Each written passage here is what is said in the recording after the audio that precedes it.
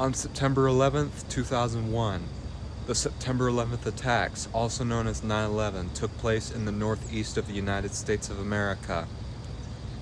The attacks were 4 coordinated suicide terrorist attacks carried out by Al-Qaeda against the United States in 2001. 19 Al-Qaeda terrorists took control of 4 commercial planes.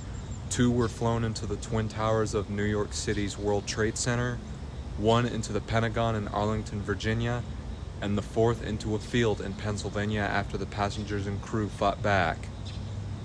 In total, 2,977 people were murdered, marking it as the deadliest terrorist attack in history. The United States responded with the decades-long war on terror, targeting terrorist organizations and the regimes accused of supporting them. Ringleader Mohammed Atta flew American Airlines Flight 11 into the North Tower of the World Trade Center complex at 8:46 a.m. 17 minutes later, at 9:03 a.m., Marwan al-Shehhi flew United Airlines Flight 175 into the South Tower. Both towers collapsed less than 2 hours later, destroying surrounding buildings. At 9:37 a.m., Hani Hanjour flew American Airlines Flight 77 into the Pentagon, causing severe damage. And Ziad Jarrah flew United Airlines Flight 93, believed to be aimed at the Capitol or White House, into a field in Pennsylvania at 9:03 a.m. after the passengers and crew resisted the hijackers. Air traffic across the United States was grounded until September 13th, while Canada launched Operation Yellow Ribbon to divert incoming flights safely. That night, the CIA confirmed to President George W. Bush that Al-Qaeda, led by Osama bin Laden, was behind the attacks. The United States soon invaded Afghanistan after the Taliban refused to hand over Al-Qaeda leaders. NATO invoked Article 5, obligating member nations to aid in the fight. Though bin Laden initially denied involvement, he later admitted responsibility in 2004. After nearly 10 years in hiding, bin Laden was killed by U.S. forces in Pakistan in May 2011. The Afghanistan war continued until an agreement in 2020 arranged in the withdrawal of United States and NATO troops. The attacks caused thousands of injuries, long-term health problems, and at least $10 billion in damages.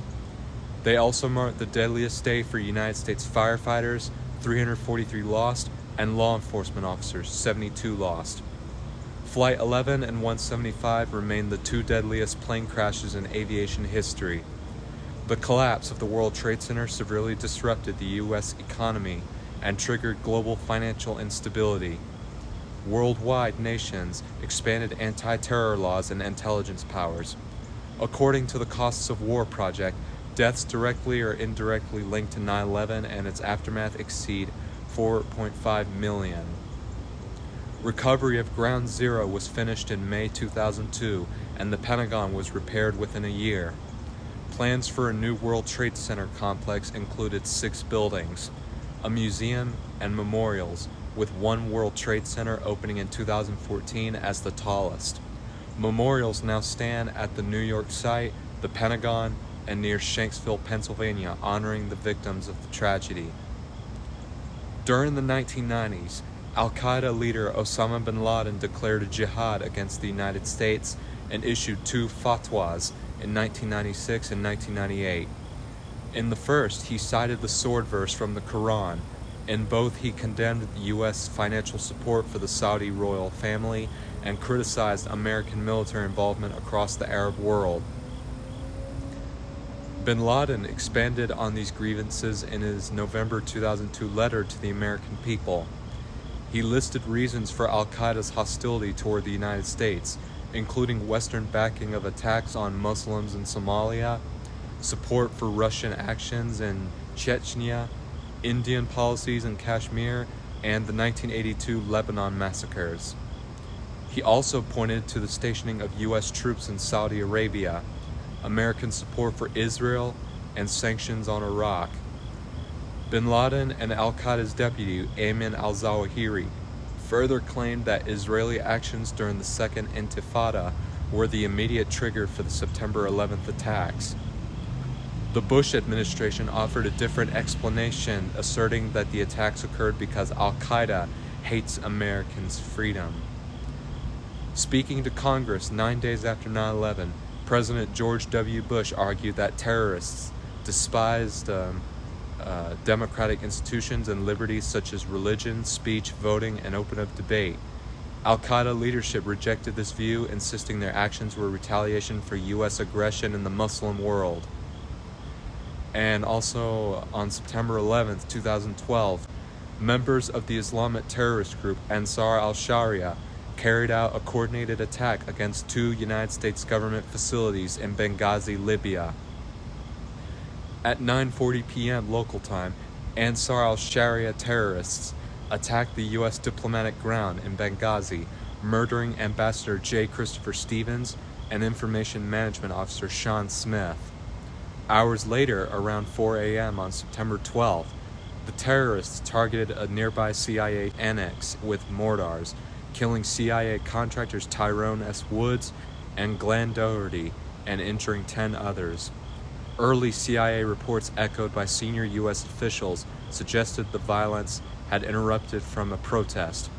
Later investigations, however, confirmed the assault was planned, though rioters and looters unaffiliated with the group may have joined once the attack was underway. No conclusive evidence linked al-Qaeda or other international terrorist networks to the incident. In response, the United States immediately bolstered security at diplomatic and military sites worldwide and opened an investigation. The Libyan government denounced the attack and began dismantling militias. Roughly 30,000 Libyans marched in Benghazi against Ansar al-Sharia, which had emerged after the 2011 civil war that ousted Muammar Gaddafi. Although critics accused President Barack Obama, Secretary of State Hillary Clinton, and Ambassador Susan Rice of wrongdoing, 10 official investigations, including 6 led by Republican-controlled committees, found no misconduct by top Obama administration officials.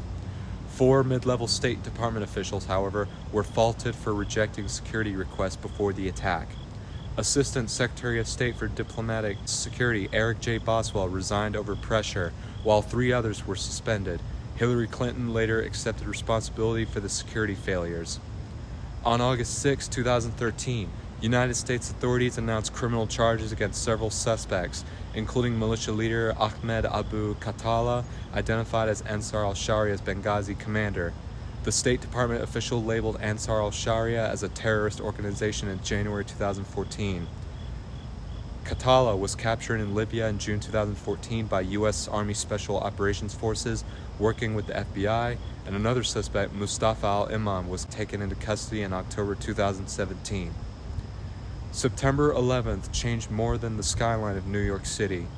The attacks changed a generation of Americans, our army, and our world. That day's destruction and devastation did not condemn this country to a future filled with fear.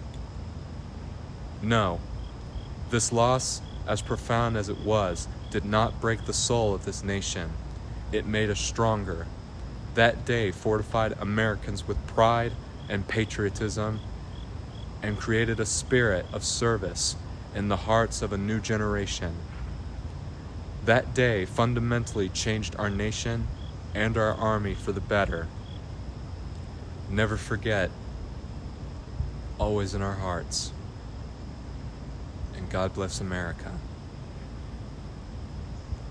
Well, that's all I have for today. If you like what you hear, leave a comment down below and subscribe. As you see, I am fully patriotic. I am wearing a red bandana on my head, in which there was a red bandana worn by a 9/11 victim by the name of Wells Crowther, nicknamed the Man with the Red Bandana. And I'm wearing my American flag shirt filled with a lot of American flags. And I also have an American flag attached to my backpack. I'm going to spread patriotism all over campus and get their attention, and make sure they don't forget. Just like I did on Pearl Harbor Day. Well, that's all. If you like what you hear, you know what to do. This is Stephen Luke. Never forget September 11th, 2001 and 2012. God bless America.